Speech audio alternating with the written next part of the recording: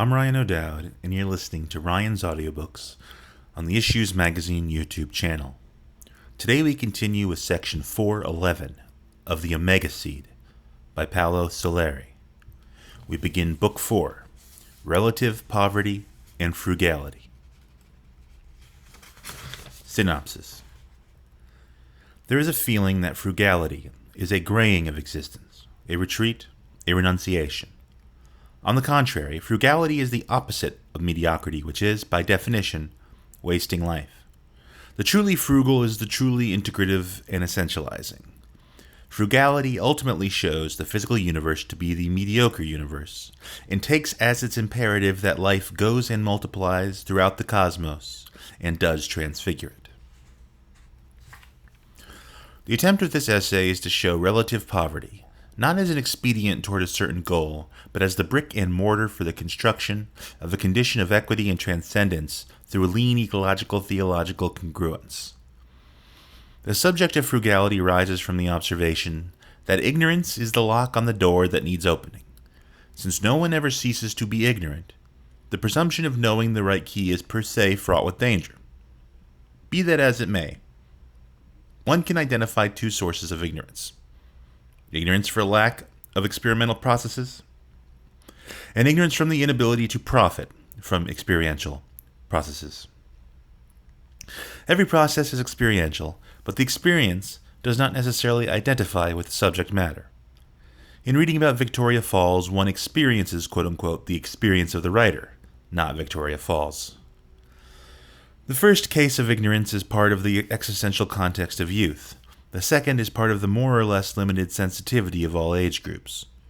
Parenthetically, since growing up is the process of consciously and unconsciously applying cumulative experiences, the learning-doing process, it is in the nature of things that at the beginning, and all situations are in part beginning situations, youth can only turn to a vicarious and mimetic modus operandi based on trust in those who have had some learning-doing experience.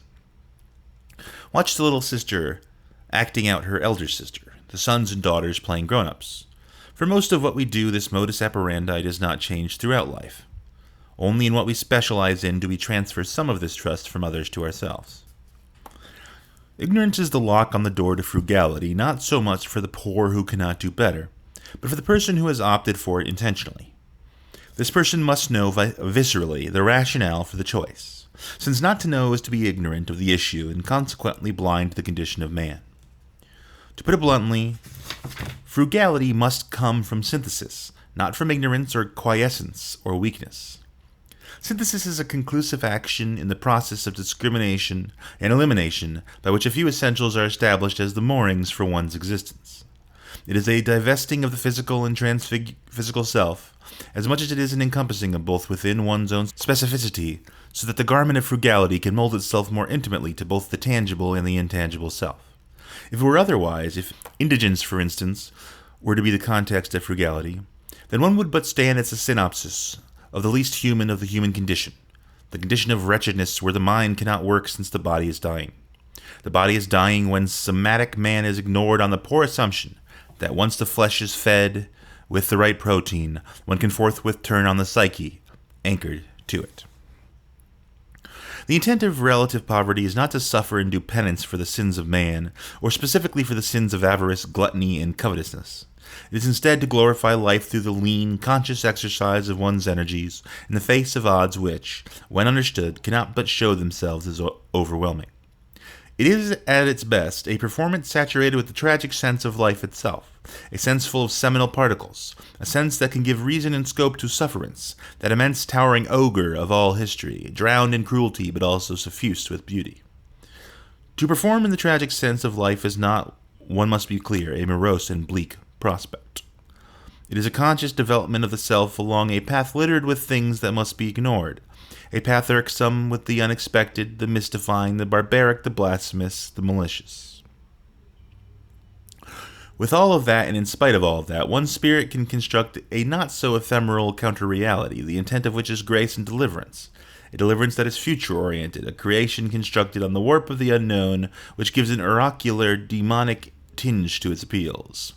If this grace is suffocated by wealth which mistakenly thinks it can buy deliverance, then those occasional buffers which are necessarily part of the countenance of one's life become the indispensable crutches for a life gone astray in the pursuit of happiness, a pursuit which is made ephemeral by the frugality of the scaffolding employed to reach it, the inner fragility of an all-insured, all-granted happiness via affluence. To the fragility which is innate in coupling, if not identifying inner grace with hoarding and the power to maintain it, is clearly added the precariousness in both physical and moral terms of such a condition vis-a-vis the indigence of most of humanity. We are thus faced with a double sin, a sin against one's own spiritual worth, and a sin against the needs of the species of which our spirit is part and parcel. The intentional condition of relative poverty is not the seal of sainthood, but has its rationale in the human condition. When such condition is perceived and understood in some depth, and when deeds follow upon the path of understanding. That some or most politicians, economists, and managers might see the frugal way as the suicidal way simply shows what the materialistic turn of mind does to man. While it is certainly true that the application of frugality would play havoc for a while with the Western system, the quote-unquote consumerism societies, it is also true that such societies have not lifted the spirit of man one iota above the quiet and not so quiet greed which conspicuously characterizes them, a greed by now endemically infecting that part of mankind which has been touched by the technological revolution. It might well be that this historical phase of the species has to pass through the quagmire of greed to taste firsthand the bitter sterility of such a condition. Only after that may man freely choose to move into the future with less technological redundance and more inner conviction. One of the convincing aspects of Arcology is that it stands in parallel with the individual private frugal ethos for an equally frugal public universal condition. Environmentally, it does for society what frugality does individually for the person.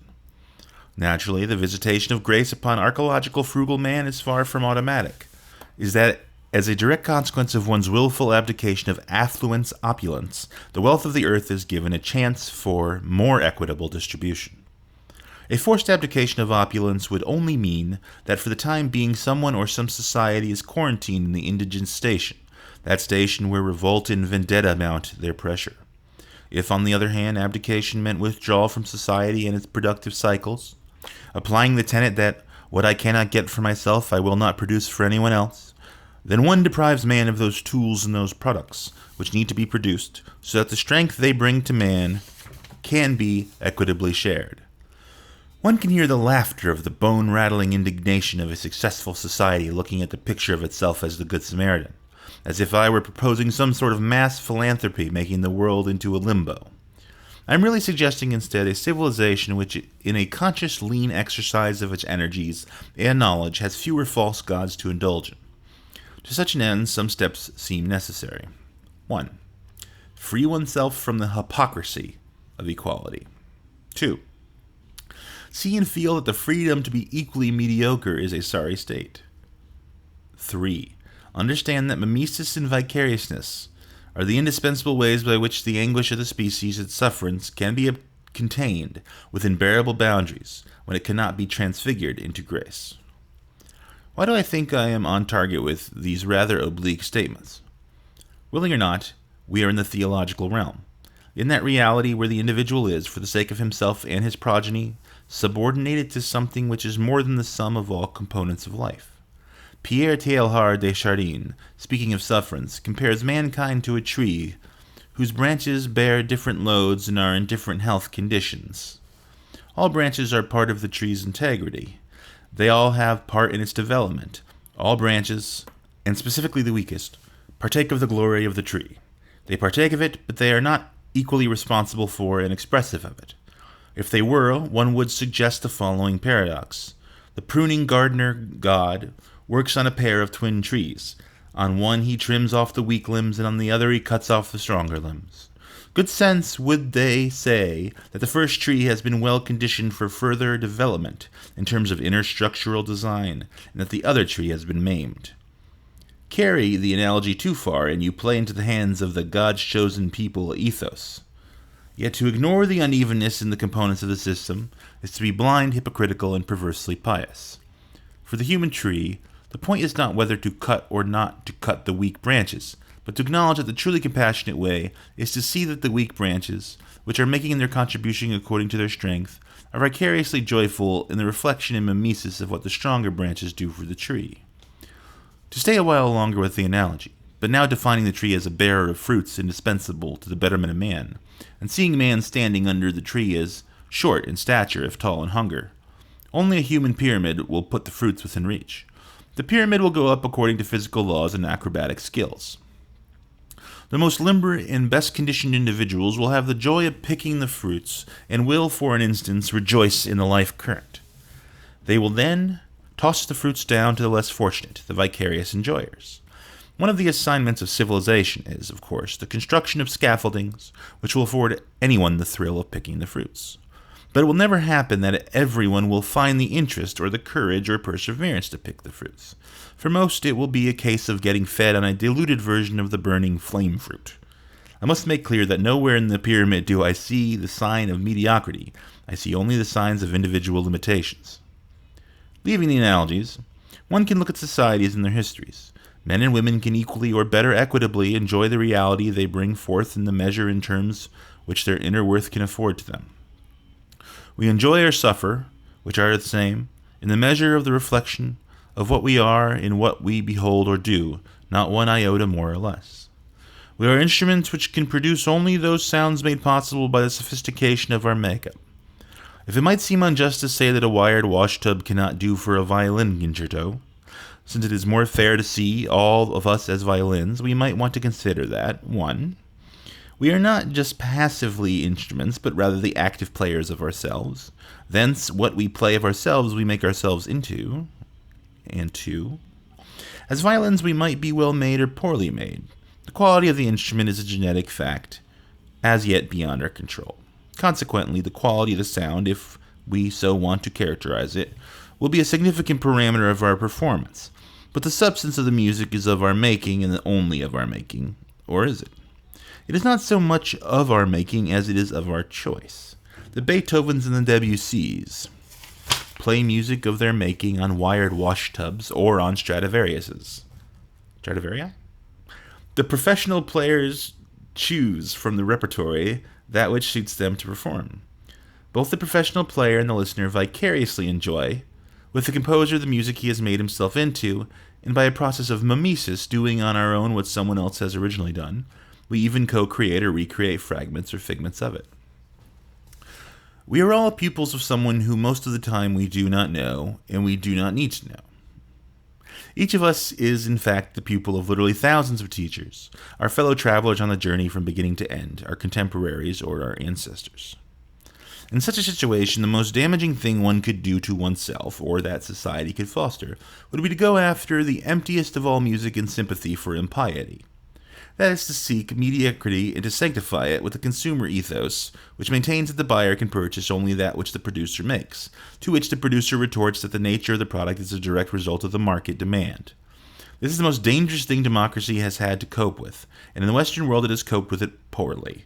If the elitist societies of the past, Western and Eastern, have something to show, it's that freedom has not been identified with mediocrity. In fact, it was a tenet in those societies that only the exceptional were or had the right to be free. By exceptional was meant privileged, a distortion which doomed all of them to extinction. But that position was normative then, since social justice was at best a remote concept. Can anyone say that the price for non-mediocrity has been too high? What we can say is that if the democracy or mediocrity, as coined by Frank Lloyd Wright, is the ultimate in freedom, freedom has been a mirage and a poor mirage at that. Its true name is license, the institutionalization of mediocrity, by the stamp of approval from the authority and tyranny of the vicarious and mimetic Joneses. The point is that mediocrity and frugality do not mix. They can only coexist. They do not mix since frugality is quintessential and mediocrity is quiescent. It is only by the reduction of mediocrity that frugality can prevail. A mediocre society is by definition a wasteful society, since it is a society which is incapable of that leanness of thought and action that is characteristic of the frugal condition. It should be somewhat clear that contrition and penance do not necessarily fall into the framework of frugality, as it should be clear that they are not excluded from such a scheme as a matter of dogma. The latter point is a necessary corollary because in the Western world it has become axiomatic that both contrition and penance are the residue of barbaric and obscure moments in history. In the meanwhile, the psychoanalyst, with his own contrition-penance syndromes, has in those same moments a field day. Contrition and penance come upon the soul consciously, or if the society forbids it, unconsciously. But they have to come upon it, since the soul is the testing ground for our sense of rightness, while the world and the persona are saturated with wrongness. Wiser societies have not put up such a technologically solid wall between themselves and their anima. Indeed, for some of them it is often in the extreme opposite direction, which makes for uniformity. So much is given to contrition and penance as to bring about mortification and a sullen acceptance of punishment. At one extreme is thus the self-righteousness of ignorance, arrogance, and contempt, the true garments of mediocrity, which is sometimes clad in gentle apparel, but most often in its armored opulence. And at the other end is a meekness blurring into the total helplessness of objection. It emerges that frugality as synthesis and quintessence, far from being in the lukewarm center of the line connecting the two extremes, propels itself equally away from them both into an asymptotic flight toward the spirit. And then there's a little, editor's note, there's a little chart. It shows arrogance on one side and objection on the other, with frugality blasting off skyward between them. It is naturally easy to imitate any mold, including the mold of frugality. It is up to those who seek to be a part of the Arcology experiment to examine their own consciousness and seek guidance from the same flame, tenuous or roaring, they treasure there. The experiment might demand a lifetime test, since the aim of it is the transformation and possibly the transfiguration of contemporary man. This transformation is the most utopian aspect of the experiment, as it necessitates a durational collapse of tradition into a brief one-generation time span.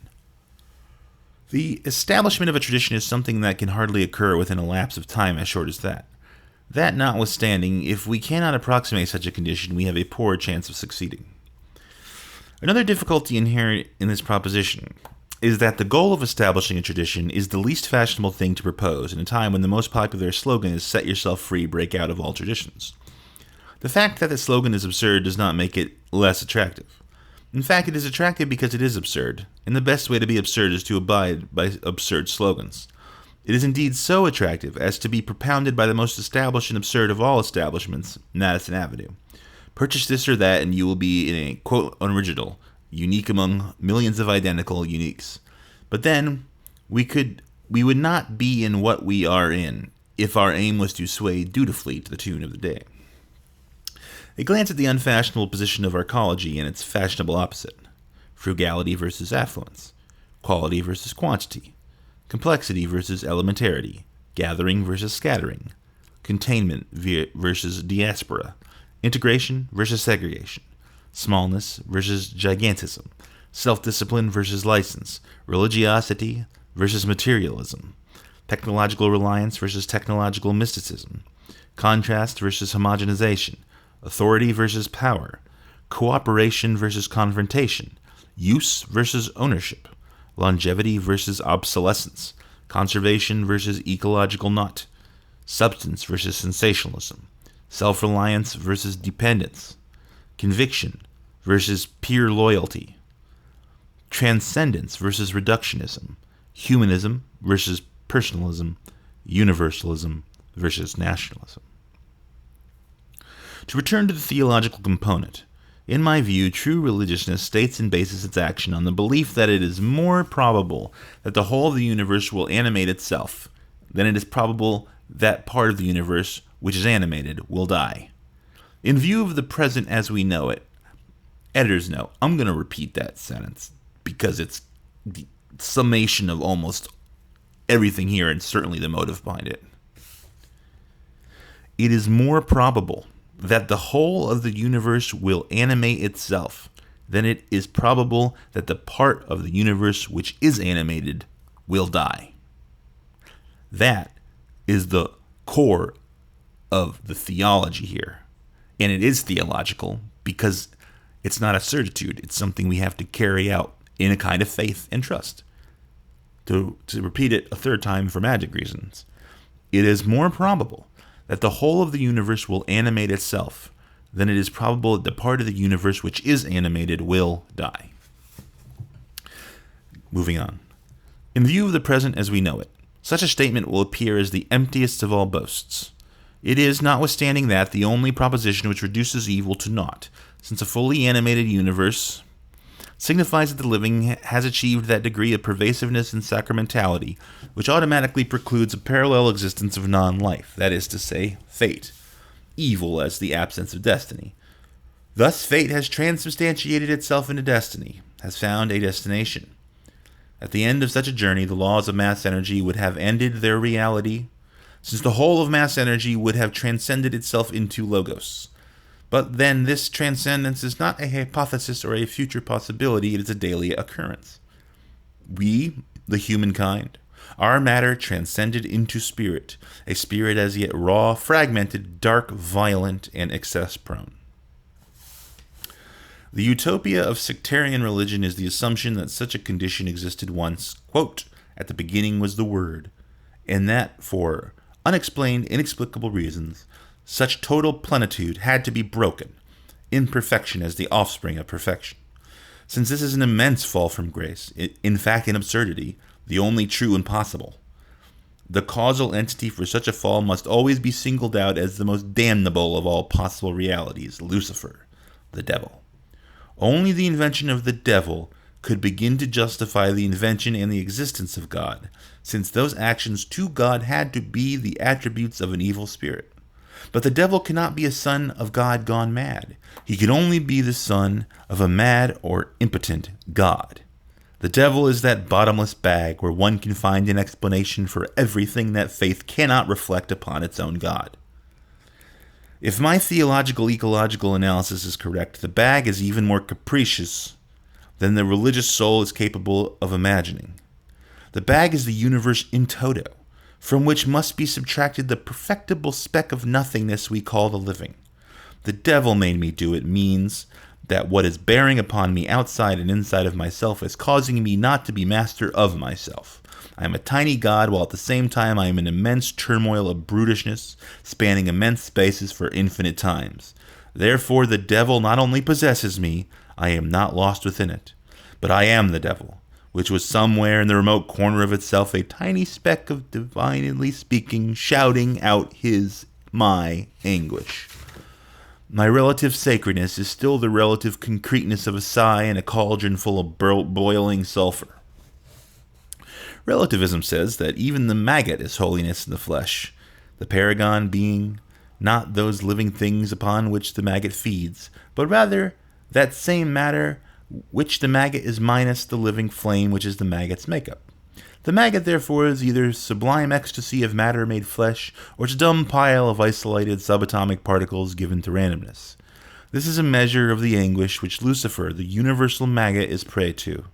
A Prometheus whose most sublime thought is to reach that platform of being where the devouring of dead flesh is pure ecstasy, the ecstasy of perpetuating one instant longer the remote possibility of the divine through the sufferance of the evolutionary ladder. To my understanding, Lucifer is not a fallen angel who has lost grace, but a maggot in search of a condition of grace which will offer possibility for its own evolutionary progeny. We, the super maggot, niched somewhere on the evolutionary ladder, still in very close proximity to our father, the maggot god, must have a taste for the sublime flesh, the food of consciousness, and for the responsibility it carries with it. The frugal want to make sure that the ties to the maggot god are strong in the context of the past, but constantly cut and dissolved in the context of the future. We are as acrobats at the tip-top of the living pyramid, and the apple we reach for is the apple we can create while resisting the call of the immense sea of nirvana, the once all-powerful, all-inclusive proto-living universe. The lust for life is not to be found in maggot-like ecstasy, the unselective gluttony of the mediocre stated and willed. It is to be experienced as an emergence from the Red Sea of life and of man's sufferance, cleansed of all those deposits which are the end product of acquiescence to the call of our maggot ancestry, the sediment of mediocrity. There are moments of history when gluttony is impossible, the temptations remaining, the possibility of their satisfaction is remote. Those moments are in many ways precarious and catalytic. They set the condition where necessity might translate itself into virtue. At that conjunction, the individual has to be the persona prima in the melee, missile and target in one, a flying target seeking the heat of the thick of things, because there lies the possibility of a magic heap into an unknown higher grace. Piety and frugality are not the same thing.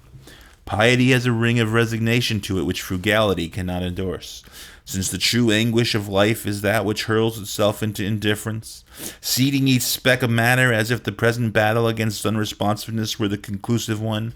That makes each moment the magic moment, the key to deliverance in creation. In this unlimited naivete, the world is always new, as if the beholder were acquainting himself with it for the first time.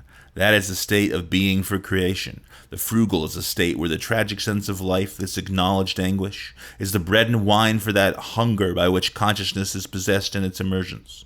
We are not butterflies sapping the sweet nectar of reality. We are still a divine metamorphosis of the hungry maggot capable of transforming rotten flesh into grace, the dead into living. A vow of relative poverty is a conscious acknowledgement within a socioeconomic structure which equates happiness with affluence, that we are the battleground where life confronts non-life, and that we choose to be responsible for its eventual transcendence. If this vow lacks the fire portrayed by the Cenobite and the wretched penitent seekers of God, it does possess, to say it once more, the belief that the flesh is part of the divine spirit. It is in fact the original tabernacle of it. It is the earth saturated with expectation, the expectation of a grace beyond conjecture. Thus concludes section 411, part of book 4, Relative Poverty and Frugality,